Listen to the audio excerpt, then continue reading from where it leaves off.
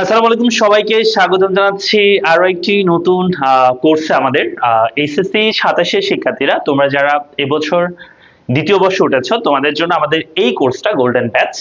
So এই ব্যাচে যারা ভর্তি হয়ে আছো, তাদের সবার আজকে থেকে আমাদের ক্লাস শুরু হতে যাচ্ছে। যদিও চট্টগ্রাম অবস্থা অনেক খারাপ, চট্টগ্রামে সব দিকে বৃষ্টি পানি। হ্যাঁ, তো তবুও আমরা যেহেতু গতকালকে আমাদের ক্লাসটা হওয়ার কথা ছিল ওরিয়েন্টেশন ক্লাস, আমরা গতকালকে নিতে পারিনি বৃষ্টির কারণে। তো আজকে আমরা তবুও একটা ক্লাস দিয়েছি তোমাদেরকে, একটা ক্লাস দিয়ে শুরু করতে যাচ্ছি আজকের কোর্সটা। অবস্থা মানে বৈরী আবহাওয়া হইলেও আমরা শুরু করতে যাচ্ছি, স্টার্টিং করতে চাচ্ছি তোমাদের সাথে। তো জানি না কয়জন থাকতে পারবে লাইভে, এবং হচ্ছে হয়তো অনেকেই থাকবে না, কারণ হচ্ছে অবস্থা সব জায়গায় মানে দেশের প্রত্যেকটা জায়গাতে মোটামুটি বৃষ্টি হচ্ছে অনেক বেশি। তবু আমরা চেষ্টা করছি, যেহেতু আমরা বেশিক্ষণ পড়াবো না, ধরো 30-40 মিনিট পড়াবো যতটুকু পারি, তবে আমরা স্টার্ট করতে চাচ্ছি তোমাদের সাথে, হ্যাঁ, গোল্ডেন ব্যাচটা আর কি। সো একটু কথাবার্তা বলি ব্যাচ সম্পর্কে। আমরা হচ্ছে আমাদের সাথে খালেদ আক্তার আছে, আমাদের সাথে এমডি আব্দুল্লাহ আছে, সালাম দিয়েছে, ওয়েলকাম সালাম। তোমরা যারা 27-এর শিক্ষার্থী আছো, তোমরা একটু তোমাদের ফ্রেন্ড সার্কেল যারা আছে তাদের একটু শেয়ার মেনশন করে দাও, যাতে তারাও যুক্ত হতে পারে আমাদের সাথে। আমরা আজকে দ্বিতীয় পত্রের খুবই গুরুত্বপূর্ণ একটা অধ্যায়, দ্বিতীয় অধ্যায় নিয়ে আমরা আলোচনা শুরু করব, যেটা তোমাদের সবচেয়ে বেশি মানে গুরুত্বপূর্ণ যে অধ্যায়গুলো আছে সেকেন্ড পেপারের মধ্যে, তার মধ্যে অন্যতম একটা দ্বিতীয় অধ্যায়টা সেকেন্ড পেপারে। সো আমরা 27-এ যারা আছো, হ্যাঁ, মানে 27-এ যারা আছে তাদেরকে একটু শেয়ার মেনশন করে দেওয়ার চেষ্টা করো তোমরা, যাতে তারাও আমাদের সাথে যুক্ত হতে পারে। ইয়াসিন আরমান আছে, সালাম দিয়েছে, ওয়েলকাম সালাম। এমডি আব্দুল্লাহ আছে, সালাম দিয়েছে, ওয়েলকাম সালাম। ওকে, সবাই একটু ক্লাসটা কি করে দাও, সবাই একটু ক্লাসটা হ্যাঁ, তোমাদের বন্ধু বান্ধব থাকলে তাদের একটু কমেন্ট বক্সে মেনশন করে দাও, অথবা ক্লাসটা একটু শেয়ার করে দাও। যে গ্রুপ আছে তোমাদের, বিভিন্ন কলেজের গ্রুপ আছে, তোমাদের বন্ধু বান্ধবদের গ্রুপ আছে 27 ব্যাচে, সেখানে তোমরা শেয়ার করতে পারো ক্লাসটা, কেমন? ওকে, আমি একটু বলি, সেটা হচ্ছে আমাদের যে গোল্ডেন ব্যাচটা, যেটা আজকে থেকে আমাদের মূলত অফিসিয়ালি ক্লাস শুরু হতে যাচ্ছে। যদিও আজকে আমাদের অনেকগুলো ক্লাস ছিল, কিন্তু সবগুলো ক্লাস নেওয়া যাচ্ছে না। আমরা আজকে শুধু ইকোনমিক্স ক্লাস দিয়ে শুরু করতে যাচ্ছি তোমাদের। তো সেটা হচ্ছে আমরা তোমাদের এই গোল্ডেন ব্যাচটা আমাদের মূলত ব্যবসা শিক্ষা মানবিকের মানে দুইটা গ্রুপেই, একটা হচ্ছে তোমাদের ব্যবসা শিক্ষা আর মানবিক, দুইটা গ্রুপের আমরা অল সাবজেক্ট, হ্যাঁ, বাংলা, ইংরেজি, আইসিটি এগুলো তো থাকবেই। পাশাপাশি তোমার গ্রুপ সাবজেক্ট গুলো, যেমন তুমি যদি মানবিকের হও, তোমার ইকোনমিক্স, তারপর হচ্ছে তোমার পরিণীতি, সমাজ বিজ্ঞান, ইসলাম ইতিহাস, ভূগোল, তারপর হচ্ছে তোমার মনোবিজ্ঞান, যুক্তিবিদ্যা, এগুলো সবগুলো থাকবে। আর যদি তুমি ব্যবসা শিক্ষার বিভাগের হয়ে থাকো, তাহলে তোমার বাংলা, ইংরেজি, আইসিটি, এটার সাথে তোমার থাকবে তুমি অ্যাকাউন্টিং, ফাইন্যান্স, ম্যানেজমেন্ট, এই সাবজেক্টগুলো তোমার থাকবে এই কোর্সে। এবং দুইটা পত্রে আমরা পড়াবো, সেকেন্ড পেপার ফার্স্ট দুইটাই পড়াবো। তবে আগে আমরা সেকেন্ড পেপার দিয়ে শুরু করতে যাচ্ছি, যেহেতু তোমাদের সামনে তোমরা যদি সেকেন্ড ইয়ার উঠে গিয়েছে, এখন সবাই অফিসিয়ালি সেকেন্ড ইয়ার, যেহেতু সবাই পরীক্ষা দিয়ে ফেলেছে ফার্স্ট ইয়ারে, তো তোমাদের আগে আমরা সেকেন্ড পেপারটা শেষ করবো, তারপর আমরা ফার্স্ট পেপারটা ধরবো। কারণ সামনে প্রি টেস্ট বা টেস্ট পরীক্ষা, সেখানে তোমাদের সেকেন্ড পেপার থেকে কোশ্চেন বেশি আসবে, সেজন্য আমরা আগে সেকেন্ড পেপারটা শেষ করে ফেলবো, কেমন? আচ্ছা, ইয়াসিন আরমান আছে, কেমন আছেন? ভালো আছে আলহামদুলিল্লাহ। লাবিবা আছে আমাদের সাথে, এল লাবিবা সালাম দিয়েছে, ওয়েলকাম সালাম। সুবর্ণা আমাদের সাথে আছে, সালাম দিয়েছে, ওয়েলকাম সালাম। আমরা সবাই একটু শেয়ার করে দেওয়ার চেষ্টা করবো ক্লাসটা, কেমন? সবাই একটু শেয়ার করে দেওয়ার চেষ্টা করবো, তোমাদের ফ্রেন্ড সার্কেলে থাকলে যেন তারাও আমাদের সাথে যুক্ত হতে পারে। যদিও মানে অবস্থা তেমন একটা ভালো না, পরিবেশ বৃষ্টি হচ্ছে সব জায়গায়, তবুও আমরা যতজন থাকে সমস্যা নেই, 10 জন হোক 5 জন হোক, আমরা ক্লাসটা কন্টিনিউ করব। আমরা বেশিক্ষণ সময় নিব না ক্লাসে, আমরা শুরু করি, কেমন? আচ্ছা, এর আগে আমি একটু কিছু কথা বলি। আমাদের প্রতিটা ব্যাচ যখন শুরু হয়, তখন আমরা এই কথাগুলো সব প্রতিটা স্টুডেন্টকে আমরা জানাই। সেটা হচ্ছে ক্লাসগুলো তোমরা লাইভে করে ফেলবা। কেন লাইভে করে ফেলবা? কারণ তোমরা যদি লাইভে করো, তোমরা আমাদের সাথে আগাইতে পারবা। আরেকটা বিষয় হচ্ছে, লাইভে না করলে দেখা যায় অনেক সময় তোমাদের মধ্যে কি কাজ করে, যে আলসামি কাজ করে। দেখা যায় যে তুমি চিন্তা করছো আজকে তো ক্লাস হয়েছে, রেকর্ড ক্লাস করে নিব, এভাবে করে প্রত্যেকদিন রেকর্ড ক্লাস জমাইতে জমাইতে একটা সময় দেখা যায় অনেকগুলো ক্লাস জমে যায়, যার কারণে হচ্ছে তোমার কি হয় না, তুমি হচ্ছে আলটিমেটলি কোর্সটা শেষ হয়ে যায়, কিন্তু তোমার পড়া শেষ হয় না। সেজন্য আমরা প্রত্যেকটা ব্যাচে বলি, প্রত্যেকটা কোর্সে আমরা বলি যে যখনই ক্লাসটা শুরু হচ্ছে, আমাদের কোর্সে ক্লাস শুরু হচ্ছে, তোমরা আমাদের সাথে লাইভে করবা ক্লাসগুলো, কেমন? আর যারা 27-এর আছো, এখনো পর্যন্ত আমাদের এই গোল্ডেন ব্যাচে ভর্তি হও নাই, আমি বলবো দ্রুত ভর্তি হয়ে যাও। তোমাদের আমি নাম্বার দিচ্ছি, এই নাম্বার তোমরা যোগাযোগ করবে, অথবা পড়ালেখা পেজে, এই পেজে যে পেজে ক্লাস করছে এই পেজে মেসেজ দিবা, অথবা 017 হ্যাঁ 46561163 এই নাম্বারে তোমরা কল দিয়ে তোমরা এই ব্যাচে ভর্তি হতে পারো। আমাদের এই ব্যাচে কোর্স ফি হচ্ছে 5,000 টাকা। তবে তবে আমাদের আমরা একটা ডিসকাউন্ট চালাচ্ছিলাম, সেটা হচ্ছে প্রথম 100 জনের জন্য আমাদের একটা ডিসকাউন্ট আছে। সেই ডিসকাউন্ট হচ্ছে 1999 টাকায় তুমি এই কোর্সে ভর্তি হতে পারবে, মানে 2000 টাকায় ভর্তি হতে পারবে আর কি, কেমন? তো এটা কিন্তু হিউজ একটা ডিসকাউন্ট। তো এটা পাওয়ার জন্য তোমরা অবশ্যই এই নাম্বারে কল করো অথবা পড়ালেখা পেজে মেসেজ দাও, মেসেজ দিয়ে এখনই ভর্তি হয়ে যাও কোর্সে, এবং আমাদের সাথে তোমাদের এইচএসসি জার্নিটা কমপ্লিট করো। আশা করছি তোমরা বেস্ট একটা মানে বেস্ট একটা সার্ভিস পাবো পড়ালেখার পক্ষ থেকে ইনশাআল্লাহ। হ্যাঁ, আচ্ছা, এমডি আবুল কাশেম আছে, তারপর হচ্ছে সাইফা আছে আমাদের সাথে, সাইফা সালাম দিয়েছে, ওয়েলকাম সালাম। আরিশা নূর আছে, সালাম দিয়েছে, ওয়েলকাম সালাম। ওকে ফাইন, আমরা শুরু করি, কেমন? আমরা শুরু করি। আচ্ছা, দেখো অর্থনীতি দ্বিতীয় পত্রের দ্বিতীয় অধ্যায়, যেটা হচ্ছে বাংলাদেশের কৃষি, এই চ্যাপ্টারটা এটা শর্ট সিলেবাসে ছিল 2025-এ যারা ছিল তাদের। তো শর্ট সিলেবাসের চ্যাপ্টারগুলো তোমাদের জন্য বেশি গুরুত্বপূর্ণ, বুঝছো? আমি যদি একটা শর্ট তোমাদেরকে সাজেশন দিই, শর্ট সাজেশন, প্রথম ক্লাসে তোমাদের শর্ট সাজেশন দিয়ে দিচ্ছি, সেটা হচ্ছে তোমরা কোন অধ্যায়গুলোকে বেশি গুরুত্ব দিবা, যেগুলো থেকে সিকিউ আনসার করার চেষ্টা করবা বেশি, অন্য চ্যাপ্টারগুলো এমসিকিউর জন্য করার চেষ্টা করবা। বিশেষ করে আমি যে অধ্যায়গুলো বলবো সেগুলো সিকিউর জন্য পড়বা। তো ইকোনমি যদি ফার্স্ট পেপার পড়ি, ফার্স্ট পেপার, তো ইকোনমিক্স ফার্স্ট পেপারের ক্ষেত্রে তোমরা অধ্যায় 1, 2, 3, 4, তারপর হচ্ছে 8, 9, 10, এই অধ্যায়গুলো মিনিমাম তোমাকে পড়তে হবে তুমি যদি এ প্লাস তুমি যদি নিশ্চিত করতে চাও, এবং এই অধ্যায়গুলো তোমরা সিকিউর জন্য উত্তর করার চেষ্টা করবে, এমসিকিউ দুটোর জন্য আর কি, মানে এমসিকিউ পড়বা সিকিউ পড়বা এই অধ্যায়গুলো থেকে। আর বাকি অধ্যায়গুলো যেগুলো লিখে নেই সেগুলো হচ্ছে তোমরা এমসিকিউ পড়ার চেষ্টা করবা। অন্যদিকে ইকোনমিক্স সেকেন্ড পেপারের ক্ষেত্রে যদি আমি বলি, সেকেন্ড পেপার, সো সেকেন্ড পেপারের ক্ষেত্রে তোমরা যেটা করবে সেটা হচ্ছে অধ্যায় 1, 2, 3, 4, 7, 8, 9, এই অধ্যায়গুলো মিনিমাম তোমাকে পড়তে হবে তুমি যদি ফুল সিলেবাসে এ প্লাস পেতে চাও। আমার কথা কি ক্লিয়ার?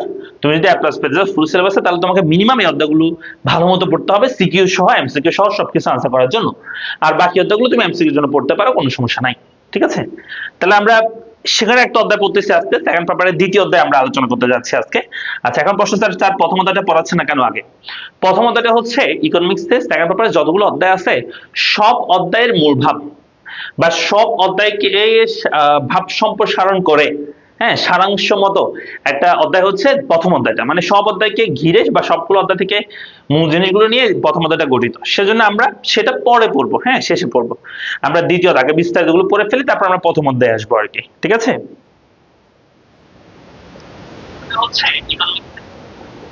ঠিক আছে, আচ্ছা, সোনিয়া আছে, সালাম দিয়েছে, ওয়েলকাম সালাম ভাইয়া।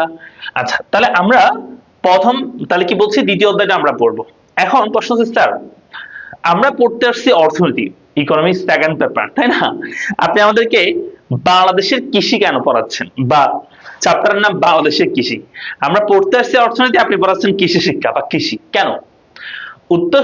এটার উত্তর হচ্ছে তোমরা বুঝতে পারবা আমাদের যে এখানে একটা ইনফরমেশন দেওয়া আছে, একটা ছক দেওয়া আছে। এই ছকের মধ্যে আছে কি, যে খাত দেওয়া আছে একটা দেশের ইকোনমির খাত। মূলত একটা দেশের ইকোনমিকে আমরা তিনটা সেক্টরে ভাগ করতে পারি, কৃষি, শিল্প, সেবা। তার মানে একটা দেশের ইকোনমিকে আমরা তিনটা সেক্টরে তিনটা ভাগে ভাগ করতে পারি। একটা বলছে কৃষি, শিল্প, সেবা। 2023-24 অর্থ বছরে 23-24 অর্থ বছরে এই কৃষি ক্ষেত্রে অবদান ছিল, মানে আমি যদি বলি টোটাল 100 টাকা উৎপাদন হয়েছে, বাংলাদেশের জিডিপি ছিল 100, জিডিপি পুনরূপ আমরা পারি তো গ্রস ডোমেস্টিক প্রোডাক্ট, কেমন জিডিপি, সেই জিডিপি মনে করো 100 টাকা। ওই 100 টাকার মধ্যে 11 টাকা হচ্ছে কিসের, কৃষি খাত থেকে আসছে, কৃষি খাত 11.02%, আর শিল্প খাতের অবদান হচ্ছে 37.95%, সেবা খাতের অবদান হচ্ছে 11.04%। এগুলো হচ্ছে আমাদের 23-24 অর্থ বছরে কৃষি, শিল্প, সেবা এই তিনটার অবদান, হ্যাঁ, বা এই তিনটার তুমি কি বলতে পারো যে জিডিপিতে অবদান কত পার্সেন্ট ছিল সেটা। তো এখান থেকে আমরা দেখতে পাচ্ছি, হ্যাঁ, যদিও কৃষির অবদান একটু কম 11%, শিল্পের অবদান তার চেয়ে একটু বেশি, সেবা অবদান সবচেয়ে বেশি 51%।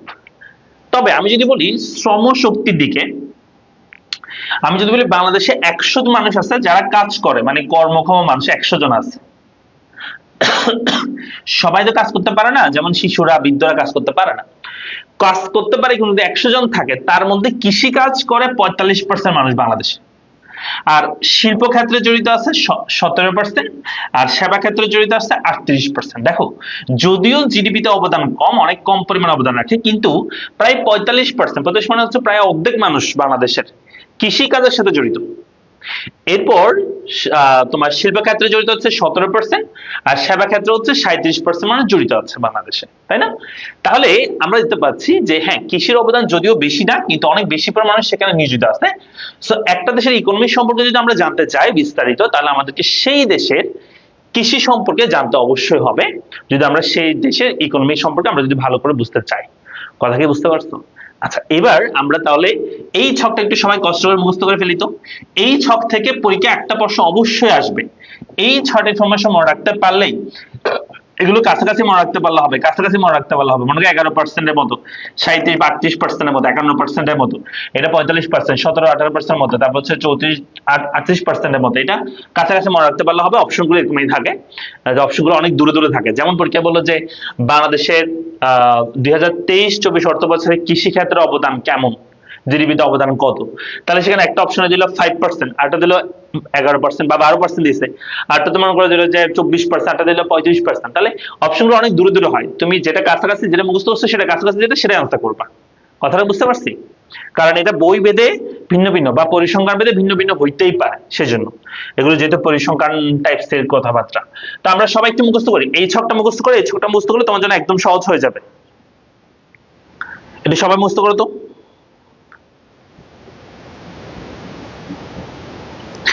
সাইদা রুনা আক্তার, শাহিনুর আছে, সালাম দিয়েছে, ওয়ালাইকুম সালাম। আরমান হোসেন আছে, সালাম দিয়েছে, ওয়ালাইকুম সালাম। সোনিয়া সালাম দিয়েছে, ওয়ালাইকুম সালাম।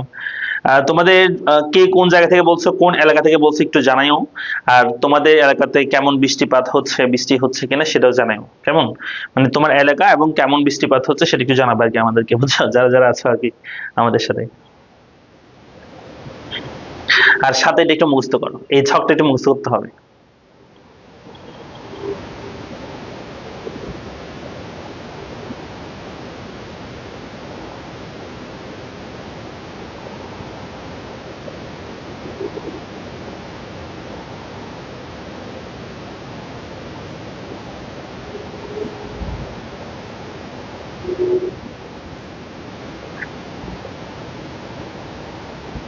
এই ক্লাসগুলো রেকর্ডেড ক্লাস আমাদের ওয়েবসাইটে পাবা। কেমন, তুমি হচ্ছে আমাদের পেইড ব্যাচে ভর্তিকৃত স্টুডেন্ট যদি হও, আমাদের ওয়েবসাইটে পাবা ক্লাসগুলো, মানে তোমার কোর্সের সাথে তুমি অ্যাড পাবা এটা।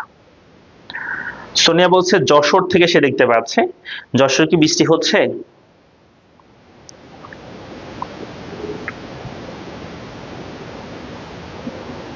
সাথে একটু এটা মুখস্থ করবা।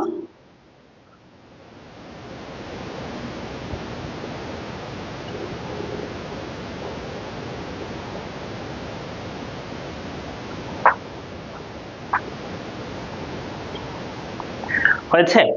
ওকে ফাইন, চলো এবার আমরা যাই। তাহলে আমরা কৃষির অবদান বুঝতে পারছি, বা কৃষি কেন আমরা পড়তেছি সেটা বুঝতে পারছি এবার, তাই না?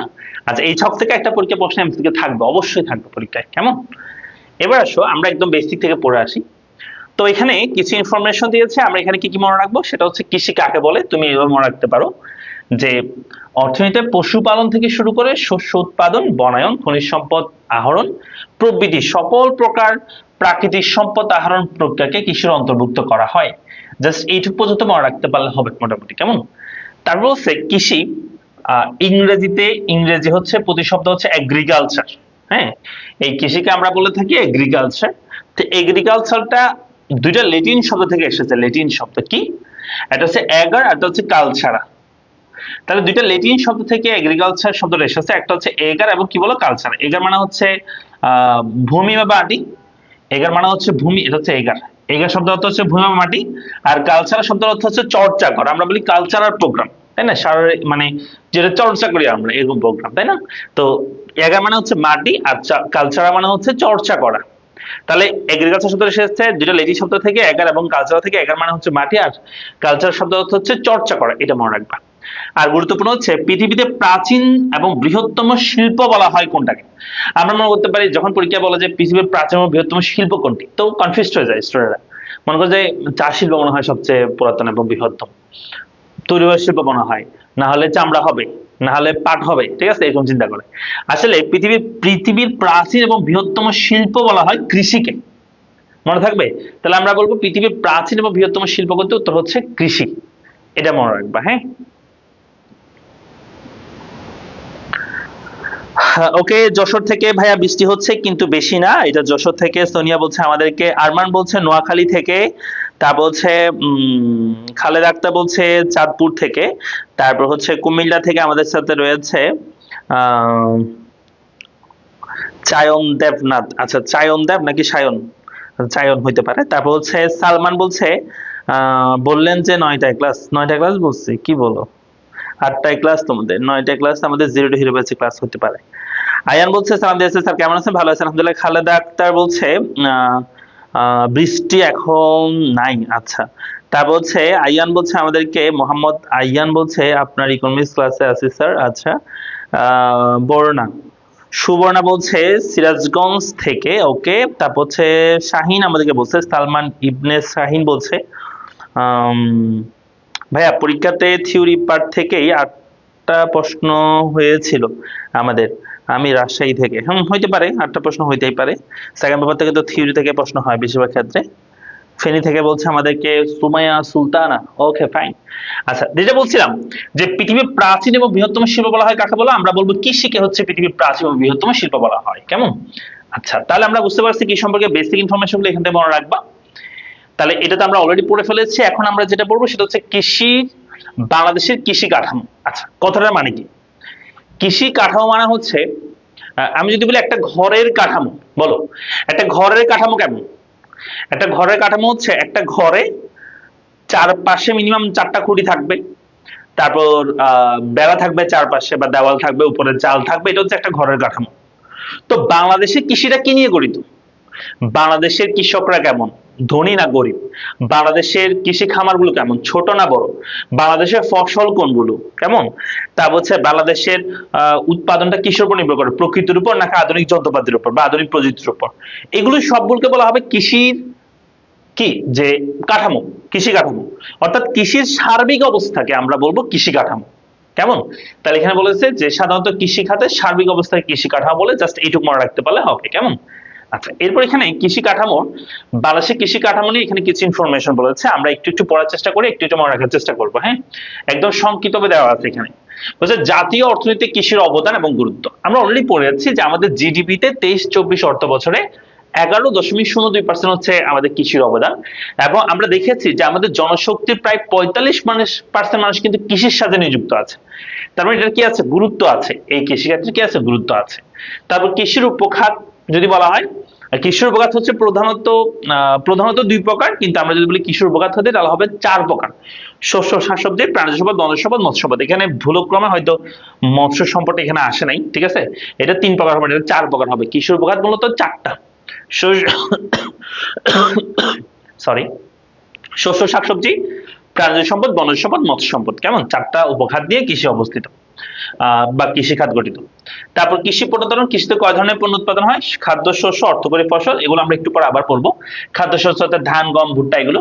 আর অর্থকরী ফসল হচ্ছে পাট, চা, আখ, তামাক, তুলা, রেশন, রাবার ইত্যাদি। ঠিক আছে, এগুলো হচ্ছে অর্থকরী ফসল, যেগুলোতে আমরা বর্তমানে কি বিক্রি করে কৃষকরা কি হয়, অর্থ উপার্জন করতে পারে, বা এগুলো অর্থমূল্য বেশি পাওয়া যায় আর কি, যে জিনিসগুলো বাইরের দেশে রপ্তানি হয়। তারপর হচ্ছে উৎপাদনের উদ্দেশ্য। বাংলাদেশে বেশিরভাগ যে শিল্প, মানে বেশিরভাগ কৃষি কাজ করা হয়, কৃষি কাজ করে কৃষকরা পরিবারের ভরণ পোষণের জন্য। বাণিজ্যিক ভিত্তিতে এখানে তেমন একটা উৎপাদন হয় না, এই কথাটা বলা হয়েছে। কেমন? তারপর হচ্ছে ভূমি ব্যবস্থার ধরন। বাংলাদেশে কি ভূমি ব্যবস্থার ধরন কেমন, কিভাবে তারা উৎপাদন করে থাকে, সেগুলো এখানে আলোচনা করা হয়েছে। তারপর হচ্ছে খামারের আয়তন। বাংলাদেশের খামারের আয়তন হচ্ছে ছোটখাটো, ছোট আকারের খামার হয় বেশিরভাগ ক্ষেত্রে, 90% প্রায় 0.5 থেকে 2.4 এখন ক্ষুদ্র আয়তন বা ছোট আয়তন খামার। কৃষিকাজের ধরন কেমন? কৃষক অনেকাংশে প্রকৃতি নির্ভরশীল। অর্থাৎ এটা পর কি এমসিকিউতে আসতে পারে যে বাংলাদেশের কৃষকরা কৃষির উপর নির্ভরশীল, বা বাংলাদেশের কৃষি উৎপাদন কৃষির উপর নির্ভরশীল, তবে প্রকৃতির উপর নির্ভরশীল। হ্যাঁ, এটাও প্রশ্ন আসতে পারে। বাংলাদেশের আর্থসামাজিক অবস্থা কেমন? বাংলাদেশের বেশিরভাগ কৃষক হচ্ছে দরিদ্র, খুবই দরিদ্র। ঠিক আছে, এগুলো বলবো আর কি। এই তারপর এখানে আর কিছু ইনফরমেশন বলতে, বাংলাদেশে কৃষিতে 2 ধরনের ফসল উৎপাদিত হয়, যেটা আমরা একটু আগে বলেছি, খাদ্যশস্য, অর্থকরী ফসল। এই অর্থকরী ফসলটা আমরা একটু সুরে সুরে মুখস্থ করার চেষ্টা করি। খাদ্যশস্য আমরা সবাই চিনি, ধান, গম, ভুট্টা, আলু, তৈলবীজ, শাকসবজি, এগুলো সবগুলো। অর্থকরী ফসল মানে হচ্ছে যেগুলো বিক্রি করে অর্থ পাওয়া যায় প্রচুর পরিমাণে, যেমন পাট, চা, তামাক, তুলা, রেশন, রাবার, ইকো। দেখে আমার সাথে মুখস্থ করো। হ্যাঁ, বাংলাদেশের অর্থকরী ফসলগুলো কি আমার সাথে বলো। পাট, চা, তামাক, তুলা, রেশন, রাবার, ইকো। বলো পাট, চা, তামাক, তুলা, রেশন, রাবার, ইকো। পাট, চা, তামাক, তুলা, রেশন, রাবার, ইকো। পাট, চা, তামাক, তুলা, রেশন, রাবার, ইকো। পাট, চা, তামাক, তুলা, রেশন, রাবার, ইকো। ঠিক আছে, তাহলে পাট মানে সবাই চিনো, যেটাকে আমরা কি বলি যে চট্টগ্রাম ভাষা বলা হয় নারী শাক। তারপর হচ্ছে তোমার এমনিতে বলে পাট শাক। তোমরা শিখছো না, পাট শাক খাইছো না তোমরা? হ্যাঁ, অনেক মানে কি মানে একদম মুখের মধ্যে দিলেই ঢুকে যায় তো এরকম পাট শাক। তো এটা কিন্তু জাত বেশি আছে, আমরা যেটা খাই পাতা, যেটা আমরা খাই শাক হিসাবে, সেটা কিন্তু তেতো হয় না। কিন্তু যেটা অ্যাকচুয়ালি যেটা পাট, সেটা কিন্তু অনেক তেতো হয়। ঠিক আছে, একদম কালচে হয় পাতাগুলো, একটু মানে বেশি গ্রিন হয় আর কি, মানে অতিরিক্ত সবুজ হয়, কালচে সবুজ হয় এরকম আর কি। তারপর হচ্ছে চা। চা তো সবাই চিনি। তামাক পাতা হচ্ছে যেটা দিয়ে সিগারেট, হ্যাঁ, আবুল বিড়ি, তারপর হচ্ছে এগুলো বানানো হয়, তামাক পাতা। তারপর হচ্ছে এগুলো গাছ হয়, তো গাছগুলো পাতাগুলো থেকে তামাক বানানো হয়, মানে পাতাগুলো শুকায় বানানো হয়। তুলা, তুলা তো সবাই চিনি। তারপর হচ্ছে রেশন, যেগুলো থেকে সুতো বানানো হয়। তারপর রাবার, রাবার গাছ দেখছো না তোমরা? রাবার গাছটা কি মানে কষগুলো দিয়ে কি ছোট ছোট কোটা গাছের সাথে বেঁধে দেওয়া হয়, সেখানে কষগুলো পরে, সেই কষগুলো দিয়ে রাবার বানানো হয়, রাবার। তারপর হচ্ছে ইক্কু। ইক্কু মানে হচ্ছে যেটাকে আমরা বলি আখ। হ্যাঁ, চট্টগ্রাম ভাষায় বলা হয় কুশাল। ঠিক আছে, তোমাদের ভাষা কি বলে ইক্কুকে? তোমাদের ভাষা কি বলে লেখো তো কমেন্ট বক্সে। তাহলে এগুলো হচ্ছে আমাদের অর্থকরী ফসল, যেগুলো দিয়ে আমরা বিক্রি করে কি পাই, অর্থ উপার্জন করতে পারে কৃষকরা আর কি।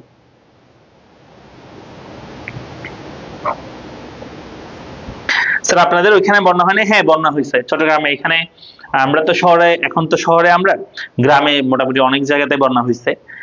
তো আমরা হচ্ছে তো এখন শহরে আছি, শহরেও অনেক পানি হয়েছে। তবুও তোমাদের যেহেতু আজকে ক্লাসটা, গতকালকে হওয়ার কথা ছিল ক্লাসটা, আমরা নিতে পারিনি গতকালকে বৃষ্টির কারণে। আজকেও না নিলে কেমন দেখাচ্ছে, সেজন্য আমরা একটা হলো তোমাদের ক্লাস দিয়েছি। হ্যাঁ ভাইয়া, কোর্সে ভর্তি হলে এখনো ক্লাস পাবা না, সরি ডিসকাউন্ট পাবা। হ্যাঁ, তাহসিন রহমান, তুমি পড়ালেখা পেজে মেসেজ দিয়ে ভর্তি হয়ে যাও। তারপর হচ্ছে আয়ান বলছে আরে স্যার আমার নাম আয়ান। হ্যাঁ আয়ান বললাম তো। সোনিয়া বলছে মুখস্থ হয়ে গেছে ভাইয়া, ওকে। তারপর হচ্ছে তৃষা বলছে স্যার আপনাদের ওইখানে, হ্যাঁ আপনাদের বন্যা কন্যার কথা বলে ফেলছি অলরেডি। ওকে, যেটা বলছিলাম, আমরা কি বলবো অর্থকরী ফসল কি? পাট, চা, তামাক, তুলা, রেশন, রাবার, ইকো। বলো পাট, চা, তামাক, তুলা, রেশন, রাবার, ইকো। পাট, চা, তামাক, তুলা, রেশন, রাবার, ইকো, এগুলো কি অর্থকরী ফসল, কেমন? আচ্ছা, এগুলো হচ্ছে বিশ্বে বাংলাদেশে মোট ইলিশের 86% উৎপাদন করে, অর্থাৎ বিশ্বে বাংলাদেশে মোট ইলিশের 86% উৎপাদন করে। অর্থাৎ আমি যদি বলি পৃথিবীতে 100টা ইলিশ মাছ পাওয়া যায়, টোটাল পৃথিবীতে 100টা ইলিশ মাছ পাওয়া যায়, তার মধ্যে 86টা কোথায় পাওয়া যায় জানো? বাংলাদেশে পাওয়া যায় 86টা। এই কথাটাই বুঝতে, হ্যাঁ। তারপর বাংলাদেশে ইলিশ উৎপাদনে বিশ্বে প্রথম, আমরা সবচেয়ে বেশি ইলিশ উৎপাদন করি। তারপর বাংলাদেশে কৃষি খাতে প্রধান রপ্তানি ফসল, মানে যেগুলো বাইরের দেশে আমরা রপ্তানি করি, একটা হচ্ছে হিমায়িত খাদ্য। হিমায়িত খাবার মানে হচ্ছে খাবারটা যখন আমরা বরফ দিয়ে ঠান্ডা করে বাইরের দেশে রপ্তানি করি, সেটা বলা হয় হিমায়িত খাদ্য। কাঁচা পাট, পাটজাত পণ্য, চা, এগুলো আমরা বাইরের দেশে রপ্তানি করি, কেমন? বরফ দিয়ে বাইরের দেশে রপ্তানি করি, হিমায়িত খাদ্য সেটা। তারপর এখানে কৃষির উপখাত নিয়ে কথা বলছে। আমরা অলরেডি বলেছি যে কৃষির উপখাত প্রধানত দুইটি, কৃষি ও বনজ, একটা হচ্ছে মৎস্য। তাহলে কৃষির উপখাত প্রধানত বললে কি বলবা? দুইটি বলবা, একটা হচ্ছে কৃষি ও বনজ, একটা হচ্ছে মৎস্য। আবার এই কৃষি ও বনজকে প্রথমটাকে আবার তিন ভাগে ভাগ করছে, শস্য, শাকসবজি, প্রাণী সম্পদ, বনজ সম্পদ। তাহলে এখানে তিনটা গেল, এখানে একটা রেখে আসছি, যে মৎস্য রেখে আসছিলাম। টোটাল 4 প্রকার। পরীক্ষায় এটা আসে না প্রধানত কয় প্রকার, এটা পরীক্ষায় আসে না। মানে কৃষির উপখাত প্রধানত কয়টি, এটা পরীক্ষায় আসে না। পরীক্ষায় আসে কৃষির উপখাত কয়টি। তাহলে এখানে 3টা, আর এখানে মৎস্য সহ 4টা, এই যেখানে লেখা আছে। যে কৃষির উপকার যদি বলা হয়, তখন আনসার করবে 4টি, শস্য, শাকসবজি, প্রাণীজ সম্পদ, বনজ সম্পদ। কিন্তু যদি পরীক্ষা বলে যে কৃষির উপকার প্রধানত কয়টি, তখন দুটো হবে, শস্য, শাকসবজি, সরি কৃষি ও বনজ, একটা হচ্ছে মৎস্য, কেমন? তাহলে কি বলছি, কৃষির উপকার প্রধানত বললে তখন দুইটি বলবো। আর যদি বলে কৃষির উপখাত কয়টি, এটা পরীক্ষা বেশি আসে, প্রধানত পরীক্ষায় আসে না, কেমন? তাহলে কৃষির উপখাত কয়টি? 4টি, শস্য, শাকসবজি, প্রাণীজ সম্পদ, বনজ সম্পদ, মৎস্য সম্পদ। সবাই একটু মুখস্থ করো, কৃষির উপখাত কয়টি? বলো 4টি। কৃষির উপখাত কয়টি বলো তো? 4টি। মুখস্থ করো, সবাই একটু মুখস্থ করো তো। কৃষির উপখাত কয়টি? 4টি বলো।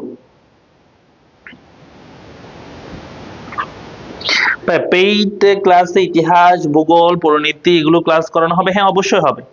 বাংলা, ইংরেজি, আইসিটি আর মানবিকের হলে ইকোনমিক্স, অর্থনীতি, সমাজবিজ্ঞান, ইসলামের ইতিহাস, ইতিহাস, ভূগোল, তারপর হচ্ছে তোমার মনোবিজ্ঞান, যুক্তিবিদ্যা, সবই পড়ানো হবে।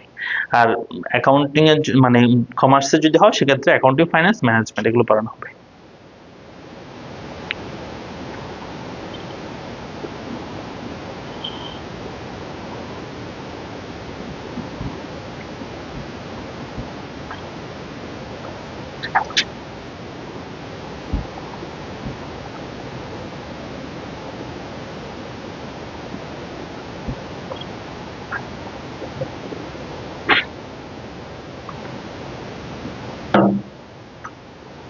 আমরা কি বুঝছি? পারবো? আচ্ছা, তাহলে এখানে হচ্ছে, তাহলে কৃষির উপখাত হচ্ছে 4টি, শস্য, শাকসবজি, প্রাণীজ সম্পদ, বনজ সম্পদ, মৎস্য সম্পদ, এই 4 ভাগে আমরা ভাগ করতে পারি। এবার আসো আমরা করি, সেটা হচ্ছে আমরা এই 4 প্রকার নিয়ে আমরা কিছুটা ইনফরমেশন আমরা একটু পড়ার চেষ্টা করি, হ্যাঁ, বোঝার চেষ্টা করি। এক নম্বর হচ্ছে শস্য, শাকসবজি, এই খাত, ভেজিটেবল খাত আর কি, হ্যাঁ, ক্রপস এন্ড ভেজিটেবল, এটা হচ্ছে কৃষির বৃহত্তম উপখাত। আমরা এই 4টার সম্পর্কে একটু একটু ইনফরমেশন পড়বো। এক নম্বর হচ্ছে শস্য, শাকসবজি, এটা হচ্ছে কৃষির বৃহত্তম উপখাত, মানে সবচেয়ে বড় উপখাত। কৃষির সবচেয়ে বড় উপখাত হচ্ছে শস্য, শাকসবজি। পরীক্ষা আসতে পারে কৃষির সবচেয়ে বড় উপখাত কোনটি? উত্তর হবে শস্য, শাকসবজি। কেমন? আচ্ছা, এটা ফসলগুলো কি? ধান, পাট, গম, ডাল, এগুলো হচ্ছে এটা প্রধান ফসল, হ্যাঁ। তারপর হচ্ছে বরবটি ইত্যাদি। তারপর যে খাদ্যশস্যের পরিমাণ, সরি, খাদ্যশস্যের জমির প্রায় 80% ধান চাষ ব্যবহৃত, মানে ধান চাষ করা হয় বেশিরভাগ ক্ষেত্রে খাদ্যশস্যের ক্ষেত্রে। জিডিপিতে অবদান যদি বলা হয়, এগুলো লাগবে না, 16, 17, 22, 23 এগুলো লাগবে না। 23, 24 এটা দেখো, 23, 24 অর্থবছরে সেটা অবদান ছিল 5.15%। আসলে এটা দেখা যাচ্ছে কেন জানো? যে 16, 17 তে কত ছিল, 22, 23 কত ছিল, জাস্ট যে এই শস্য, শাকসবজির অবদান যে কমতেছে প্রতি বছর। আগে ছিল 6%, তারপর হচ্ছে 5%, তারপর 5.35, তারপর 5.15, তার মানে প্রতি বছরে এটা জিডিপিতে অবদান কমতেছে এই শস্য, শাকসবজি। আসলে শস্য, শাকসবজি জিডিপিতে অবদান কমতেছে এমন না, মানে পুরো কৃষি ক্ষেত্রটার অবদান কমতেছে জিডিপিতে। যেমন আমরা কৃষি ক্ষেত্রে অবদান পাইছি কত বলতো? 11.02% কৃষি ক্ষেত্রে অবদান জিডিপিতে। কেমন?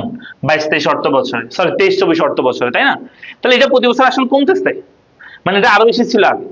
70-এর দশকে এটা ছিল হচ্ছে তোমার 60% কৃষির অবদান। সেটা আস্তে আস্তে আস্তে আস্তে সময় যত যাচ্ছে এটার অবদান কমতেছে দিন দিন, ঠিক আছে? আচ্ছা, সেই জন্য বলা হচ্ছে যে কৃষির অবদান কমতেছে, আসলে শস্য, শাকসবজি প্রত্যেকটা খাতের অবদানই কমতেছে, তাই এটা বলা হয়েছে। তাহলে সবচেয়ে বড় উপখাত হচ্ছে শস্য, শাকসবজি। 11% জিডিপিতে অবদান, তার অর্ধেক প্রায় কি শস্য, শাকসবজির অবদান শুধু, হ্যাঁ। 2 নম্বর হচ্ছে প্রাণীজ সম্পদ বা লাইভ স্টক বলুন, মধ্যে আছে যে গবাদি পশু, হাঁস মুরগি নিয়ে গঠিত এটা। আর এটাতে জিডিপিতে অবদান হচ্ছে, এটাতে 23-24 অর্থ বছর 1.80 জিডিপিতে অবদান, এটারও কমতেছে দিন দিন। তারপর হচ্ছে বনজ সম্পদ, হ্যাঁ, ফরেস্ট্রি। ফরেস্ট্রির মধ্যে কি এটা, এটা যদি জিডিপিতে অবদান বলি সেটাও কিন্তু কি 1.69%। সবচেয়ে ছোট, সবচেয়ে ছোট হচ্ছে বনজ সম্পদের অবদান, কম আর কি, এটার অবদানও কমতেছে দিন দিন। কাঠ, ব্যাস, সরি, কাঠ, বাঁশ, বেত, মোম, মধু, রাবার, গোলপাতা, শন, এগুলো নিয়ে গঠিত। এগুলো তোমরা সবাই চিনো, কেমন? আচ্ছা, কাঠটা সবাই চিনো, বাঁশও চিনো। তারপর হচ্ছে বেত, মোম, মানে যেটা মধু, মৌচাক, মধু সংগ্রহ করে ফেলার পর মৌচাকগুলো থেকে মোম তৈরি করা হয়। রাবার, হ্যাঁ, রাবার বাগান বললাম একটা, গোলপাতা, হ্যাঁ, যেটা একটা মানে দামি কাজ আর কি। তারপর হচ্ছে শন, শন হচ্ছে যেটা দিয়ে ঘর বাড়ি বানানো হয়, ঘরের চালে ইউজ করা হয়, বিশেষ করে ঘরের চালে। তোমরা শনের বাড়ি দেখছো কিনা আমি জানি না, শনের বাড়ি, ওই যে তোমরা কাশফুল দেখো না, কাশফুল, ওই কাশফুলের গাছগুলো দিয়ে শন, ওগুলো শন, ওগুলোর মতোই, হ্যাঁ, ওগুলো হচ্ছে শন, ওগুলো দিয়ে চাল বানানো হয়, ঘরের চাল, যাতে বৃষ্টি না পড়ে আর কি, টিনের মতো ইউজ হয়। তারপর হচ্ছে মৎস্য যদি বলা হয়, মৎস্য, তাহলে মৎস্য হচ্ছে নদ নদী, খাল বিল, এগুলোতে জলাশয় মৎস্য নিয়ে গঠিত। তারপর হচ্ছে এটা জিডিপিতে অবদান হচ্ছে 2.38%, এটার অবদান হচ্ছে সেকেন্ড হাইয়েস্ট, হ্যাঁ, শস্য হচ্ছে প্রথম, দ্বিতীয় হচ্ছে এই মৎস্য। তাহলে সবচেয়ে বেশি অবদান হচ্ছে খাদ্যশস্য, আর সবচেয়ে কম হচ্ছে বনজ, এটা মনে রাখবা। আর যদি কৃষির অবদান যদি বলি, প্রতি বছর এই যে বলছি 70-এর দশকে কৃষির অবদান ছিল 60%, মানে 70-এর দশকে কৃষির অবদান ছিল জিডিপিতে 60%। 91-92-তে সেটা 37% আসছে, 18-19-এ সেটা 12% আসছে, 21-22-এ সেটা 11%, 22-23-এ সেটা 11%, 23-24 সেটা 11.02% আসছে। তার মানে জিডিপিতে এই কৃষির অবদানটা কি হয়ে যাচ্ছে? ক্রমান্বয়ে হ্রাস পাচ্ছে। জিডিপিতে এই কৃষির অবদান কি হচ্ছে? ক্রমান্বয়ে কি পাচ্ছে বলতো? হ্রাস পাচ্ছে। কেমন? জিডিপিতে এই কৃষির অবদানটা ক্রমান্বয়ে কি পাচ্ছে? হ্রাস পাচ্ছে। আসলে হ্রাস পাচ্ছে বললে একটু ভুল হয়, এখানে একটা কথা আছে, কথাটা তোমাদের একটু মনে রাখতে হবে। কথাটা হচ্ছে এখানে আছে, হ্যাঁ, এই যে কথা হচ্ছে এটা, যে জিডিপিতে কৃষির অংশ ধীরে ধীরে কমছে, তবে কৃষি উৎপাদন কমছে না, বরং অন্যান্য শিল্প বা সেবা খাতগুলো দ্রুত বাড়ছে। আচ্ছা, বিষয়টা তোমাদেরকে একটু আমি ভিজুয়ালি বোঝার চেষ্টা করি। শোনো, আমি বলতেছি 1970 সালে আমাদের কৃষি, এটাতে মনে করো যে 2 লক্ষ টাকার পণ্য উৎপাদন হয়েছে, ভালো করে বুঝবা। এবং শিল্প, এটাতে মনে করো যে শিল্প ক্ষেত্রে উৎপাদন হয়েছে মনে করো যে 1,00,000 টাকার পণ্য উৎপাদন হয়েছে। আর সেবা, এই সেবা ক্ষেত্রে মনে করো যে 1,50,000 টাকার পণ্য উৎপাদন হয়েছে। এটা আর একটু বড় করে ধরি, এটা 3,00,000 টাকা ধরি, 3,00,000 টাকার পণ্য উৎপাদন হয়েছে। আমার কথাটা একটু ভালো করে শুনবা। আমি যদি বলি এখানে সবচেয়ে বেশি অবদান কার? কৃষির। কৃষির অবদান 70 দশকে আমরা বলছি প্রায় 60% অবদান ছিল জিডিপিতে। কত বছর মনে করি? এটা 60%। এইগুলো সবগুলো প্রেক্ষিতে এটাই মনে করি 60% আসছে অবদান সবচেয়ে বেশি এটাতে। এখন এসে 2026 সালে এসে যেটা হয়েছে, এই কৃষিক্ষেত্রে উৎপাদনটা কমছে এমন না। 3,00,000 টাকা উৎপাদন করতেছে, এখন কম করতেছে এমন না। উৎপাদন বাড়তেছে, এটা বেড়ে 3,00,000 থেকে 4,00,000 হয়েছে। এটা বাড়ছে কিন্তু উৎপাদন, বুঝছো? কিন্তু শিল্প ক্ষেত্রগুলো তার চেয়ে বেশি হারে বাড়তেছে। শিল্প ক্ষেত্রে যেটা 1,00,000 টাকা ছিল সেটা বেড়ে হয়ে গেছে, এখন সেটা বেড়ে হয়ে গেছে 6,00,000। হ্যাঁ, 6,00,000 টাকা এখানে আয় হচ্ছে। সেবা ক্ষেত্রে অবদান যেখানে 1,50,000 টাকা ছিল সেটা এখন বেড়ে হয়েছে মনে করো যে 11,00,000 হয়ে গেছে এখন সেটা বেড়ে। তার মানে আমি বোঝার চেষ্টা করতেছি, হ্যাঁ কৃষিক্ষেত্রে অবদান কমে যাচ্ছে এমন না, কিন্তু এইগুলোর প্রেক্ষিতে কি হয়ে যাচ্ছে? শিল্প আর সেবার প্রেক্ষিতে কম হচ্ছে। কথা বুঝছো? শিল্প কৃষিক্ষেত্রে যে উৎপাদন কমে গেছে এমন না, কৃষি উৎপাদন বাড়ছে, কিন্তু এগুলো তার চেয়ে বেশি হারে বাড়তেছে বিদায় আলটিমেটলি এগুলো যদি চিন্তা করে আমরা, সেখানে দেখা যাবে 11% হচ্ছে কৃষিক্ষেত্রে অবদান দেখা যাচ্ছে, বা এর অবদান কম দেখা যাচ্ছে এগুলোর তুলনায়। কথা বোঝা গেছে? এরকম হচ্ছে কৃষিক্ষেত্রে হচ্ছে।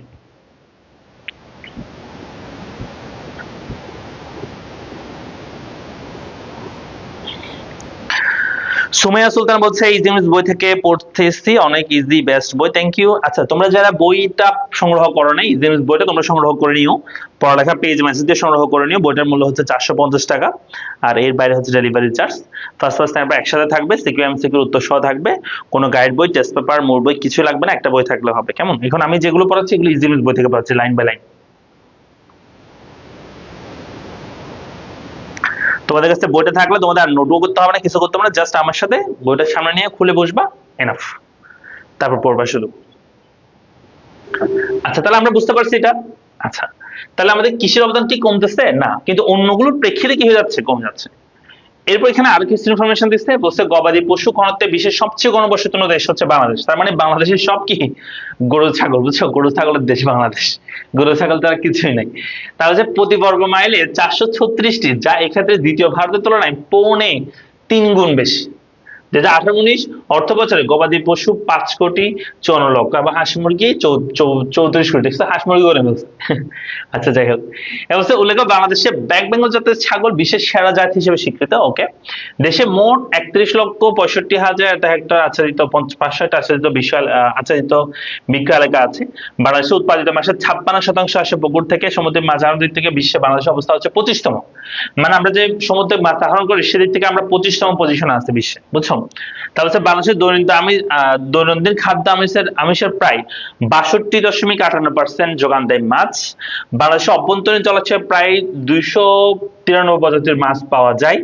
গড়ে প্রাণীজ আমিষের প্রায় 20% আছে মাছ থেকে। বিশ্বে 11টি দেশে মাছ ইলিশ উৎপাদিত হয়, যার 6% উৎপাদিত হয় বাংলাদেশে, যা বাংলাদেশে উৎপাদিত মাছের 12%। আচ্ছা, বিষয়টা কি? পৃথিবীতে 11টা দেশে ইলিশ মাছ পাওয়া যায়, এটা তো বুঝছো।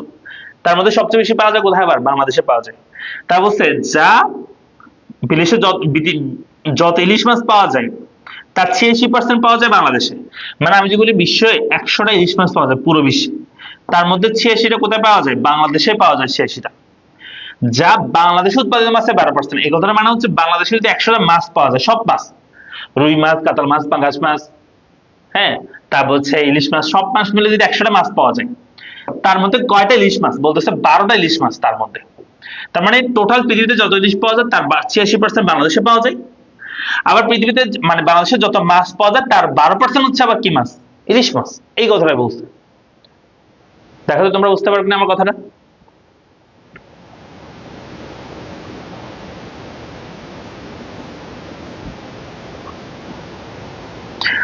শুনে বলছে হ্যাঁ ভাইয়া, অনেক উপকারী বইটা আমার আছে। আচ্ছা, বই থাকলে তাহলে তো একদম পারফেক্ট, কোর্সটা তোমার জন্য একদম পারফেক্ট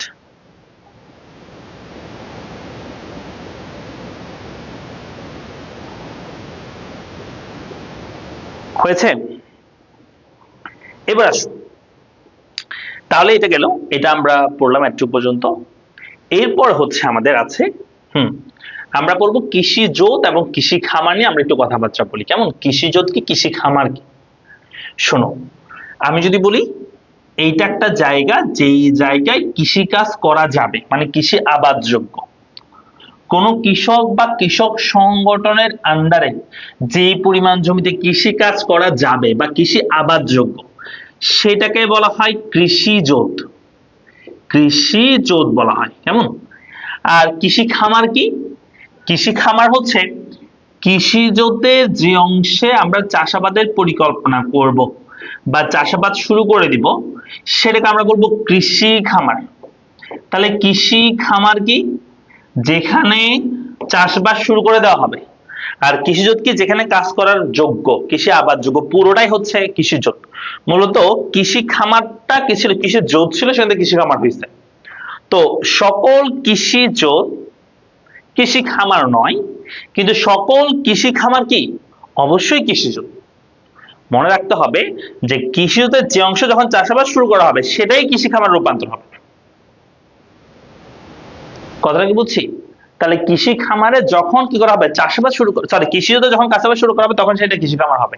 হ্যাঁ, এমন হইতে পারে যে কৃষিজোতের পুরো অংশের মধ্যে কি হইতে পারে? কৃষি খামার হইতে পারে, যখন পুরো জায়গার মধ্যে আমরা কৃষিকাজ শুরু করে দিব। আচ্ছা, একটা এক্সাম্পল বললাম, তাহলে বুঝতে আরো সুবিধা হবে। আমি বললাম মিস্টার করিম, ভালো করে শুনবা, মিস্টার করিম। মিস্টার করিম এর একটা মনে করো যে 100 বিঘা, মনে করো যে তার কি আছে, 100 বিঘা তার হচ্ছে অথবা 100 একর ধরি, 100 একর তার হচ্ছে জমি আছে কৃষিকাজ করার মতো, মানে কৃষি আবাদযোগ্য, যেখানে কৃষিকাজ করা যাবে। 100 একর তার কাছে জমি আছে। এই 100 একরের মধ্যে তিনি মনে করেন যে 30 একর জায়গাতে ধান চাষ করেছেন, বা 30 একর জায়গাতে তিনি চাষাবাদ শুরু করছেন। তাহলে আমার প্রশ্ন হচ্ছে, যদি এখন তোমাকে আমি প্রশ্ন করি যে মিস্টার করিম এর কৃষি জোতের পরিমাণ কত, কি বলবা? মিস্টার করিমের কৃষি জোতের পরিমাণ কত, কি বলবা একটু বলো তো? মিস্টার করিমের কৃষি জোতের পরিমাণ কত?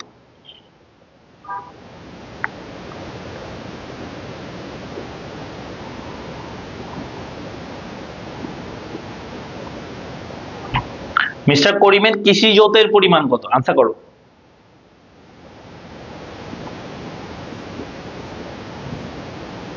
কি বলবা? উত্তর হচ্ছে কৃষি জোত যখন আমরা বলবো, তখন আমরা বলবো 100 একর, এটা হচ্ছে তার কৃষি জোতের পরিমাণ। কিন্তু আমি যদি বলি মিস্টার করিমের কৃষি খামারের পরিমাণ কত, মিস্টার করিমের কৃষি খামারের পরিমাণ কত, উত্তর হচ্ছে তখন আমরা বলবো 30 একর, এটা হচ্ছে কৃষি খামার। তাহলে কৃষি জোত হচ্ছে 100 একর আর কৃষি খামার হচ্ছে 30 একর, এটাই হবে। কেমন? বুঝতে পারছি?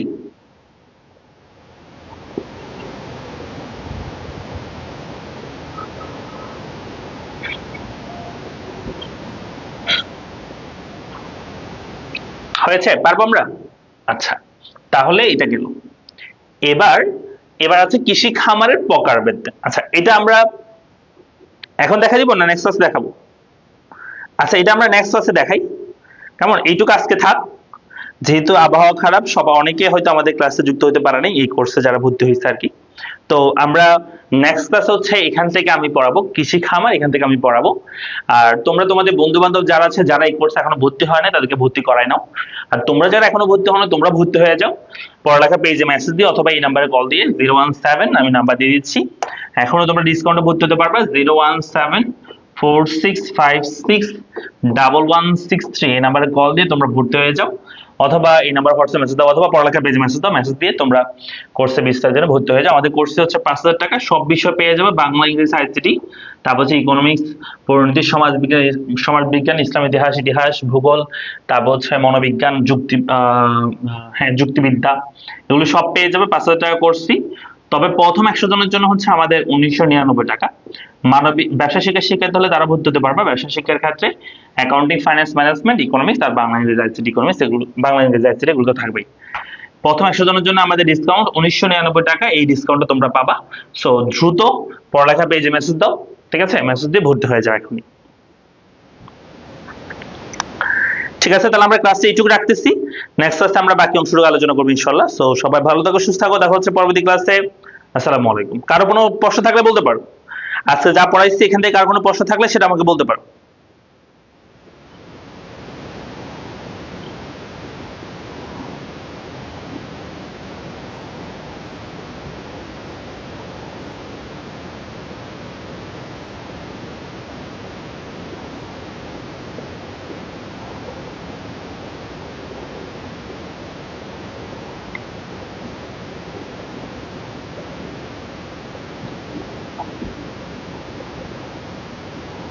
কার কোনো প্রশ্ন আছে?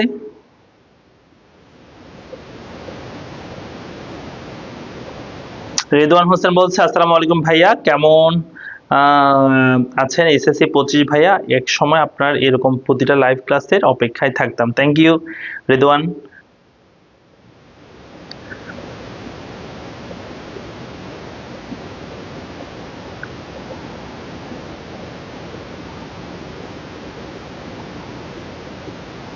আমাদের সাথে আবারও জয়েন করার জন্য রিদওয়ানকে স্বাগতম। সো আমরা শেষ করছি, কেমন? শেষ করছি। সবাই ভালো থাকো, সুস্থ থাকো, দেখা হচ্ছে পরবর্তী ক্লাসে। আর যারা ভর্তি হন দ্রুত ভর্তি হয়ে যাও।